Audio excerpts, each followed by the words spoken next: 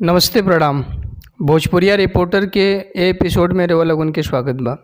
भोजपुरी के मशहूर डायरेक्टर योगेश राज मिश्रा जी के एगो नया चैनल लॉन्च भइल ह जेकर नाम ह फिल्मी नामा। ओ चैनल के शुरुआत जीवन बीमा नाम के एक वेब सीरीज के ट्रेलर से शुरू कइल गइल और वो वेब सीरीज के अब पार्ट 1 और पार्ट 2 भी यूट्यूब पर रिलीज हो गइल बा।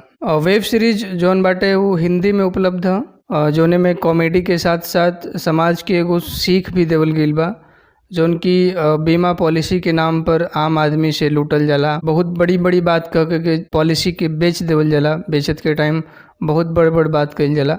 ओकरे बाद जब पॉलिसी का रकम वसूले जाला आदमी तो ओकरे साथे कितना ओके पापड़ बेले के पड़ेला।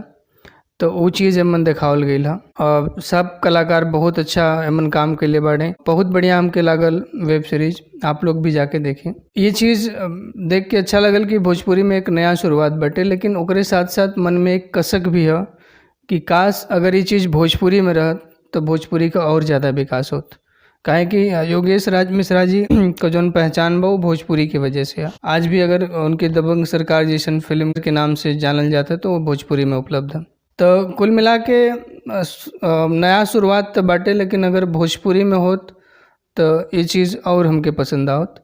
तो उम्मीद करब कि आगे आवाला जौन प्रोजेक्ट रही है चैनल पर वो भोजपुरी में रही, ताकि भोजपुरी भाषा का विकास होके और भोजपुरी का नाम आगे बढ़े।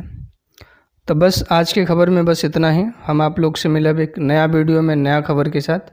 तब तक के लिए जय हिंद, जय भोजपुरी।